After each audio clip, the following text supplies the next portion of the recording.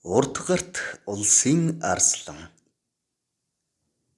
нэг төрүүлж хоёр үзүүрлсэн нээрээ та хүчит арслан нэгэн бид багтахгүй баймаар нэгхэл хатуу аг омог 7 жилийн алдаагүй бол тэр доргитол хэд төрүүлэх байсан юм дарахнаа бай гэхэд даян болчих даанчиг сайхан бүхийн суу явсан юм.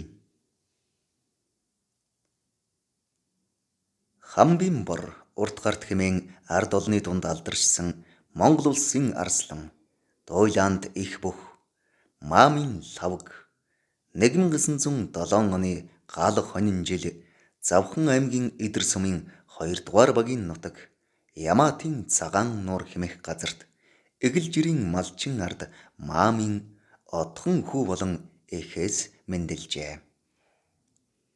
Маамынх 3 хүү нэг охинтой айл байсан бөгөөд Маам өөрөө бие томтой шаггүй барилдчихдаг тулгад цолтой хүн явжээ. Тэрээр хүүхдүүдээ дагуулan нутаг усныхаа наадамд барилддаг байсан тул 3 хүн гурвуулаа барилддаг. Барилдаа зогсохгүй хамгийн том хүү хонгоо дэндүгэгч нь аймгийн заан цолтой. Удаах хүү намбар нь 1932 онд дүү лавгтайгаа хамт улсын наадмынхаа зүлэг ногоон дэвжээн дээр хүч үзэн барилдаж 1004 хүчтнээс 7 даван шөвгийн 8 бөхөд шалгаран үлдэж улсын заан цол шууд авсан хүчтэн юм. Лавгийн 2 ах нь хоёул бие томтой, хүч тамир ихтэй, алай хошин яриатай, ан гөрөөнд дуртай хүмүүс байсан гэдэг. Лавгийн ээжийг 80-та гэх бөгөөд бас л махлаг биерхүү эмэгтэй байжээ. Иймээс арслан лавгийн удмын аль талынх нь бие томтой, хүч бэр ихтэй хүмүүс байснаас ах дүүсээр бөхтэй болсон хүмүүс болоо. Маамынх аран жааны 2 морь, сайлын 3 үнэ голлсон 10 гаруй үхэртэй, тарчиг ядуухан амьдралтай айл байжээ. Маамын том хүү дэндвэн эцэг эхийн хамт хөдөө мал дээрээ амьдарч байсан бөгөөд удаах хүү намбар лавг нар нь амьдрахын эрхээр эдрийн хамбын хүрээнд шавлан сууж хажуугаар нь хүрээний дугны барилгыг барих, мод бэлтгэж татах, сангийн адуу хариулах зэргээр лам нарын гэрийн болон гэрийн гаднах элдв хар бар ажлыг хийцгэн бор хоног шар өдрийг өнгөрөөж байсны дээр завсар чөлөөгөөр нь ном судар заалгадаг байжээ. Лавг хүү 14 настайдаа хүрээнд ирсэн бөгөөд энэ үеэсээ эхлэн үеийн хүүхдүүдтэйгээ барилдаж ноцолж байсан хийгээд хар бар ажилд борь бохисхийлгүй хөдөлмөрлж байсан нь түүний бие бэлдар өв тэгш өсч хүч тамир сууж булчин шүрмсэн чангаран 15-аас 16 настайгаас эхлэн орон нутгийн овоо тахилгын наадамд барилдах болжээ. Нутгийнх нь Маамын дирээд намбарыг баг байхад нь зааж танаа энэ хүү сайн бөх болж магадгүй гэхэд ээж нь энэ газар хөх тийм сайн бөх болохгүй хаа. Харин энэ мунгар барал овоо болж магадгүй хэмээн лавгийг заагаад энэ лавг гэдсэнд байхтай хөдлөхдөө 3 удаа өмдний суран тэлээ тасалсан юм шүү гэж ярьсан байдаг нь ар хангаан харьяат босоо банзрын ээжийн ярьж байсантай төстэй бөгөөд угийн хүч тамир ихтэй булчин шүрмс сайтай хүмүүс эхийн ариун хэвлийд байхаас л бусдаас ялгаатай байдаг бололтой гэсэн ойлголт төрүүлэхээр байгаа юм. Энэ бол төрөлхийн хүч тамир байглаас заяасан бяр хүч бололтой. Маамын лавг 17 настайгаас эхлэн хэр баргийн хүнд дийлдэхгүй хатуухан боорцог болж хуурсан бөгөөд овоо тахилгын наадамд гол төлөв үзүүр дөрүнд шалгаран үлддэг болсон тул өндөр чирэг биетэй 2 гар нь өвдөгтөн хүрсэн залуу ламыг ард олон Хамбин бор хэмээн өргөмжлөн нэрлэдэг болжээ. Ийхүү ирээдүйн улсын арслан Дуйлант бүх Маамын лавг наасанд хүрээгүй байхаасаа Хамбын бор гэдэг шавлан суусан хүрээнийхээ нэрээр овоглсон олонний танил бүх болсон байна. Тэрээр 18 настай байхдаа ах намрын хамт нутгийнхаа бүхэн шарын овооны наадамд очиж барилдаад ах намрынхаа хамт үзүүр түрүүнд үлдэн би төрүүлмээр байна гэхэд нь ах нь тэгээ тэг гэснээс өөр юм хэлсэнгүй гинэ. Тэрхэн үед лавг ахыгаа бууж өгөх гэж бодсон тул нэлээд бардам очоод барилдсан чинь ах нь барьж аваад хайчихжээ. Тэгээд лавг тахимаа өгтөө та бууж өгнө гэсэн чи яалаа гэхэд ах нь галзуурч хэн чамд бууж өгнө гэсэн юм бэ? Төрүүлнэ гэхэд чинь тэгээрэй л гэсэн шүү дээ гэчихэд дэвэд явчихжээ. Үүнээс хойш манай алдарт арслан омог бардам их бүх лавг маань хэнээс ч бууж өгөхийг гуйгаагүй, хэнд ч өөрөө бууж өгөхгүй явсаар ертөнцийн мөнх усыг үзүүлсэн гэдэг. Ах дүү хоёр энэ алдарт бөхчүүдийн хооронд адал явдал болоо Монгол бүхийн ёс жаяг дэг журам шудраг үнчин баталгаа бөгөөд ах нь сургаж дүүн сонсдог гэсэн ардын сургаал үгийн сонгодог жишээ буюу өөрөөр хэлбэл ахан дүүдээ хэндж хязээж бууж өгч болохгүй гэсэн нэгэн насны сургамж сургаал хайрлсан байна. Магадгүй яг энэ үед ах нь буугаад өгчихсөн болов. Маамын лавг ийм хурц дайчин зөвхөн ялж дийлхэн төлөө яс махнаасаа тэмцэж барилддаг алдарт бүх болж төлөвшөхгүй эд залуу насныхаа 6 жилийг алдсан ч улсдаа 12 удаа шөөгөрч чадахгүй ч байсан байж болох юм. Ийхүү Маамын лавг 18 настайдаа сумд үзүүрлэж сумын начин болсон тул тэр жилийн Завхан хан тайшруулын аймаг. Завхан аймаг байгуулагдсны хошуу наадам болон Улаастан наадамд тус төрүүлж аймгийн заан цол хүртсэн байна. Ингээд хошуу наадамд заан цол хүртсэн лавг хүү 1928 онд амьдралын эрхээр нутгийн ард цам гэдэг айлын ачааг даган Улаанбаатарыг зорьсон бөгөөд Гандан хийдийн гавж лам Пунцгийн шав болон суужээ. Маамын лавгийн багш Пунцэг гавж энэ лавг уг нь аюулгүй ном үзээд юм сурчхаар хүй шүү. Гэхдээ бөөх гээд явчихад байх юм алстаа сайн гівш болохоос алдартай бөх болчих хүндэ гэж ярьсан нь бөхийн ном сударт мөнхрөн үлджээ. Үнэхээр Маамын лавг гандан сууж байсан 3 жил буюу 1928-аас 1931 онуудад Гандан тэгчлэн хийдийн Шарв заан гэсэн нэртэй болж Гандангийн хээ дэлэг зүүн хүрээний ил чимд нартай санаа нийлэн хүрээнд хаанл бүхийн барилдаан болон тэр бүхэнд очин барилдсаар улсын сайжуудтай гар зөрүүлэн арга барил бяр хүч суун улам бүр чангарсаар байсан гэдэг. Тэгээд ч тэр 1931 онд 24 настай байхдаа улсынхаа их баяр наадамд Хэлтгий захтай дээлтэй Гандангийн лам гэсэн хаягтайгаар барилдан 9-5 10-ын даваанд цэргийн хурандаа им бэх очирт өвдөг шороодан үзүүрлэж улсын заан цолыг шууд аван Монгол улсын толгой бөхчүүдийн эгнээнд өөрийн хүч бэраараа орж ирсэн байна. Энэ үед лам харын ялгаа маш их болж лам нарыг үзэн ядах гадуурхан хавчих явдал дээд цэгтийн хурж байсан тул лам захтай дээлтнүүд улсын наадмын дэвжээн дээрээс өндөр амжилт олоход ихээхэн бэрхшээлтэй байсан гэдэг. Энэ оны наадамд 1004 бүх барилдахад хот хөдөөний 64 лам зодголсон ажээ. Нэгэнтээ цаг хатуу хар шарын хоорондын ялгарл хүчтэй байсан тул лам бөхчүүдийг бүр нэгийн даваанаас эхлэн хооронд нь тулган нэгийн нөгөөгөөр нь хаюулсаар байтал 6-гийн даваа гэхэд шар чүлтэм гэдэг лам лавг хоёр л үлдсэн ажээ.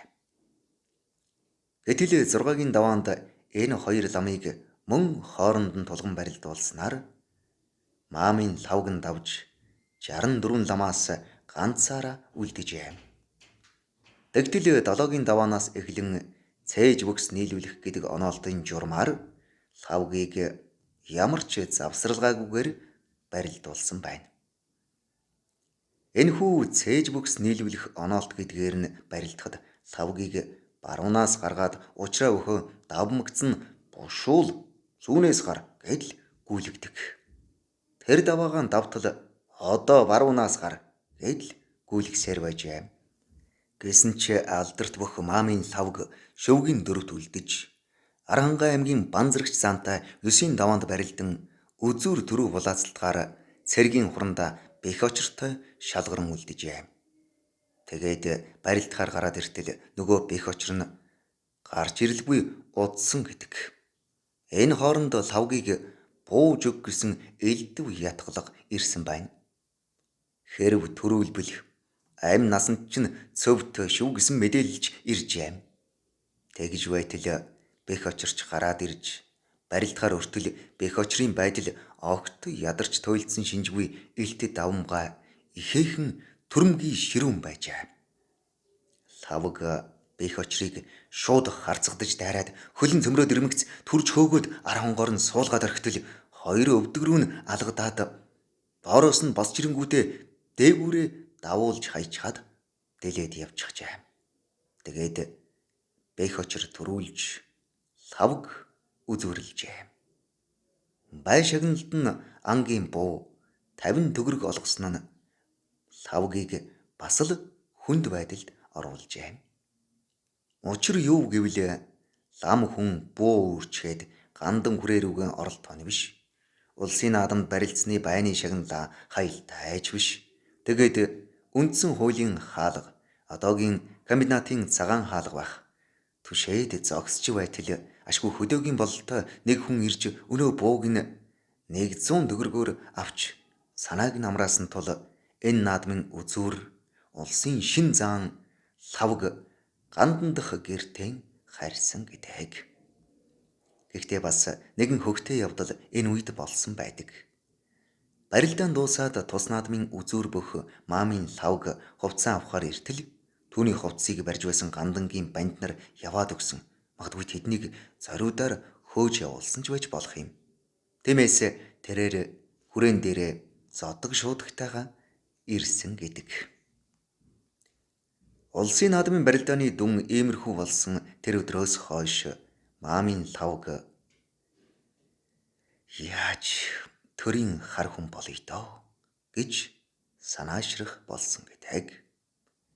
Тэгээд нутгийн сайн санаат балдан дорж идэх хүний зөвлөмж тусалцаатайгаар хар болж гандан хийдийн жасаас 3% гэгчийг авч улсын хэвлэлийн газарт цаас зөөгчөөр орж эдэр залуунаас эр чадлын ха хүчээр гялалцдал ажиллан боломжийн цалин хөлс авч амьдралынхаа алтан замналыг эхэлсэн байна.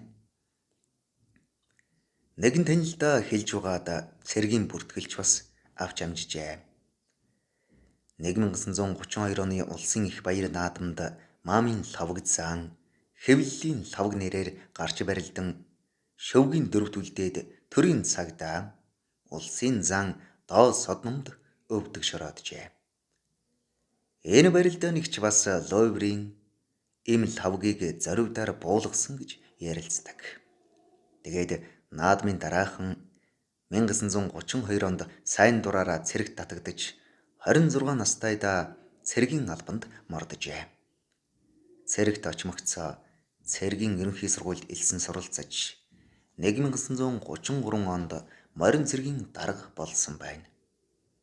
Цэргийн ерөнхий сургуулийн жинхэнэ сурагч улсын зан Маамын лавг 1932 онд Аранхайд гарсан тариатын хүрээ хөвсгөл гарсан эсэргүү хөдөлгөөнийг дарахад идэвхтэй оролцож гарамгай сайн байлцсан тул Байлдааны гавьяаны улаан дугийн одонгоор шагнагдж байжээ. Мөн Алтай Элст мянган зэрэг газар эсэргүүг дарахад идэвхтэй оролцсон учраас чисчүү зодог шуудаг Брауныг буугаар шагнуулж явсан байдаг. Тэрээр 1933 онд цэргийн ерөнхий сургуулиа онц дүнтэй төгссөн бол мөн онд улсынхаа наадамд 10 даван төрүүлж улсын арслан болсон их амжилтын жилтэйгэн золгосон байна. Маамын лавг 1932 онд Монгол Ардын хувьсгалт намд гишүүнээр элссэн байдаг. Хамбим бор хэмээх нэртэй байсан Маамын лавг хэрхэн уртаг арт хэмээгдэх болсон тухай бүхэн ном сударт хоёр хувилбараар тэмдэглэгдсэн байдаг бөгөөд хоёулаа ортой байх талтай. Энэ нь нэгдүгээрт өөрийн яриа гэж тэмдэглэгдснээр бол хоёрд мэйтэн аюур гэж урдаас нь харахад гэдгэр юм шиг, араас нь харахад бөгтөр юм шиг сүртэй шийдмэг бүх байсан юм. Улсын баяр наадамд намайг нэг удаа амлж барилдсан юм. Хаанаас нь ч барихын аргагүй дөрвөлжин хүрэн хүн хүчээрээ дайрахт нь сандрахта сөрөөд суйлчихсан юм. Тэр үед аюур гуайн тахимд хүний гар хүрч үзээгүй байсан юм уу да? Түүнээс хойш л намайг уртаг гартал лавг гэдэг болсон юм шүү. Гэсэн байхад зарим нэг их сурвалжид түүнийг хөдөөнөөс хот орж ирж барилдаж эхэлж байх үед мөнгөн мортын чимэд тун цоорхоо идэл сайн байж аим. Ийм лавг ил чимэдтэй нэг удаа таарч барилдахдаа нарийн шилбээр нь сойлоод хайчгаж. Тэгсэн наадамчид чимэд арсланг ингэж хойшоо унаж байхыг үзсэнгүй. Лавгч сайхан уртаг артай юм а гэд шуугаад явчихсаажээ. Энэ хүү барилдаанаас хойш лавгийг ард олон уртаг арт гэх болсон гэдэг. Энэ хоёрын аль аль нь үндэслэлтэй байж болох бөгөөд лавг арслангийн гар үнэхээр урт байсныг өргөн олон түмэн хурцэг ярхаагаар олж харснаас энэ гайхалтай сайхан хоч нэр түүний хос нэр болон мөнхөрсөн бололтой.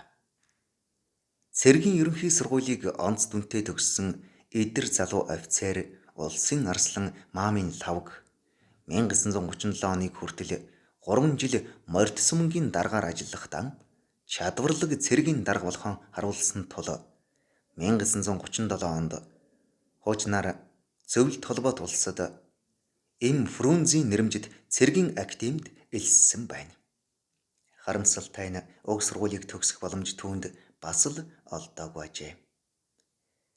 1938 оны 3 дугаар сарын 28-нд түүнийг цэргийн яамнаас гэнт дуудан Монголд ирүүлээд тушаал хүлээж байгаа нэрийдлэр дарга нарын хэлтсийн мэдэлд 4 сар хүлээлгээд эцэст нь оронтоо илүүдсэн гэсэн шалтгаанаар цэргээс халжээ. Гэвч Маамын лавг нь олны танил сайн бүх орос хэл овоо гадралдаг зохих боловсралтай цэргийн дарга офицер явсан тул алба хаших боломж хялбархан олдож тэр үеийн улсын худалдааны газар эдиш ууш хүнсний нэрваар орж ажиллажээ. Шудраг үнэнч, гүнд үгүй томоотой, эрхэлсэн ажилдаа зүтгэлтэй, зохион байгуулах авьяастай хүн байсан тул тун удалгүй мөн газартаа автограшийн дарга болсон байна.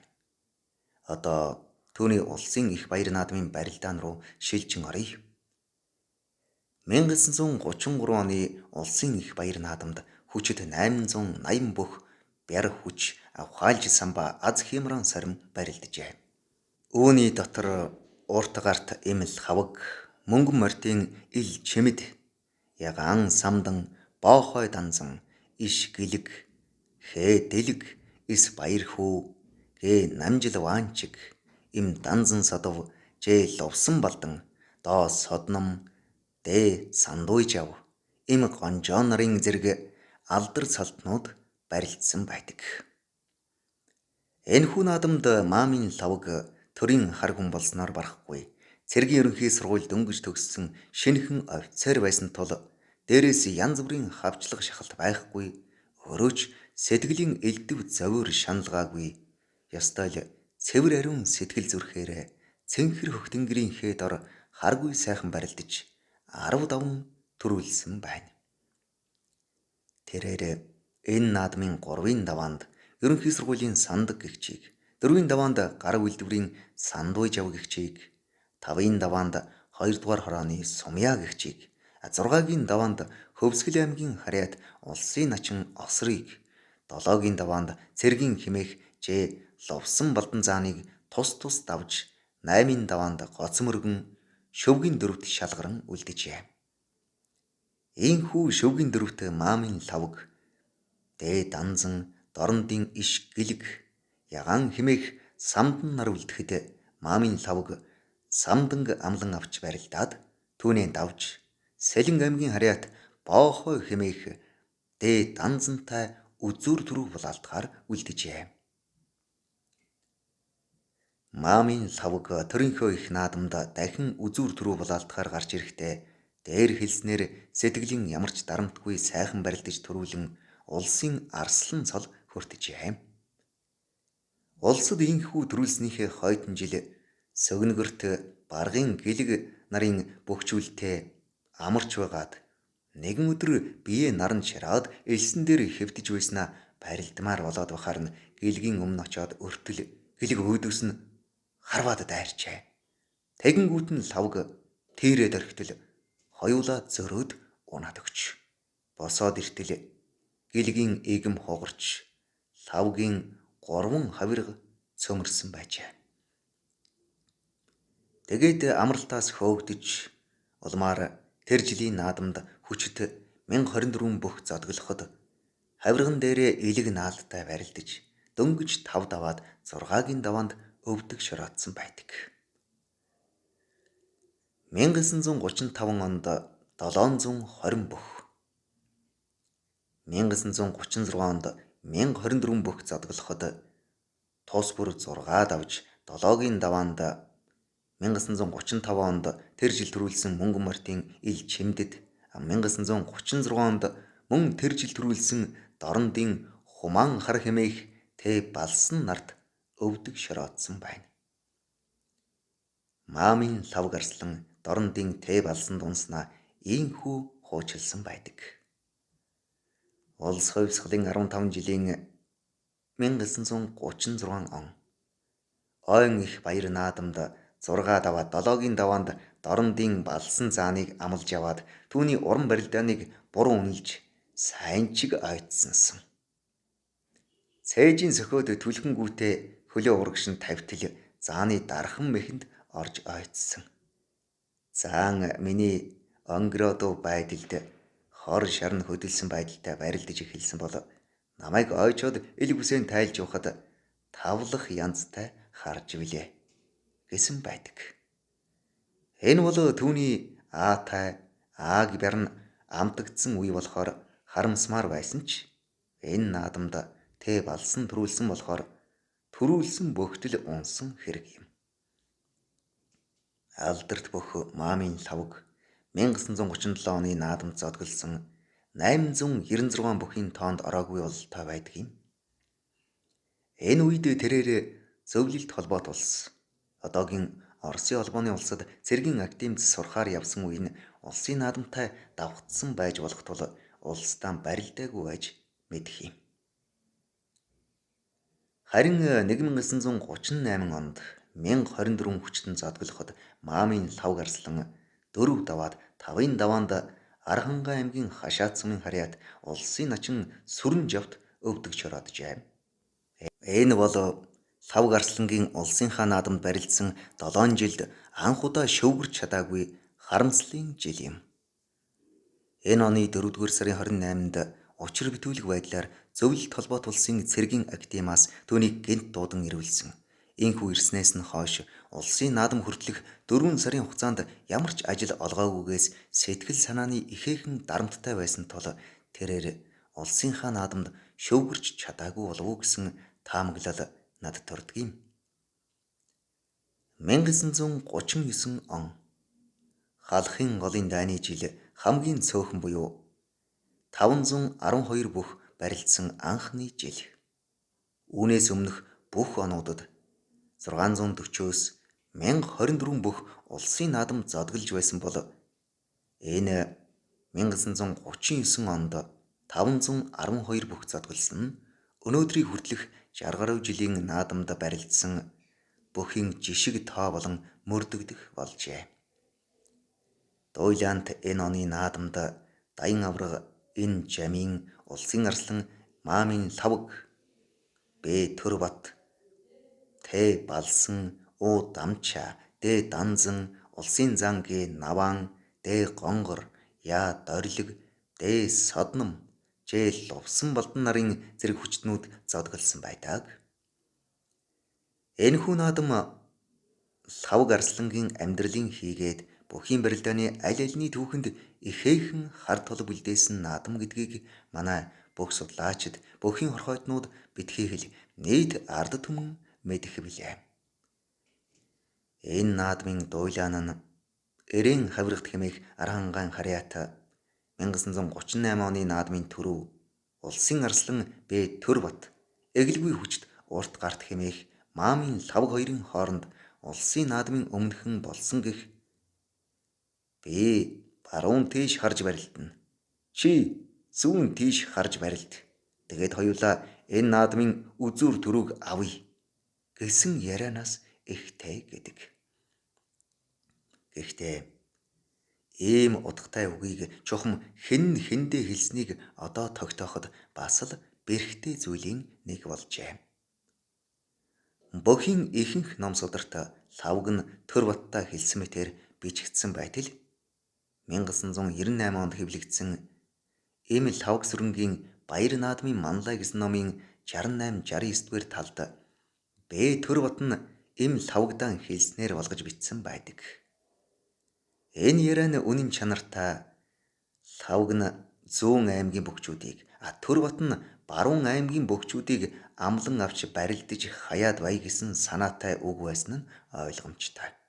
Тэгээд ч Эм лавг нь 6-гийн даваанд дорндын нахиу хэмээх гонгор зааныг, 7-гийн даваанд мөн дорндын хумбаа хар хэмээх тэ балсан арсланг, 8-ийн даваанд мөн дорндын гулцгай хэмээх уу дамчаа зааныг дараалуулан амлан авч хайсан байдаг.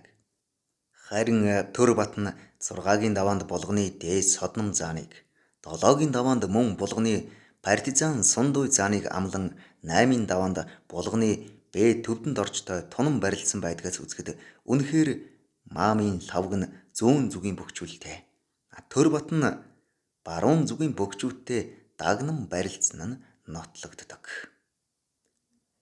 Мөн нэгэн удаа маамын лавг арслан 1939 онд 8-ийн даваанд би цол ахмадаараа эхлээд ам авах боллоо.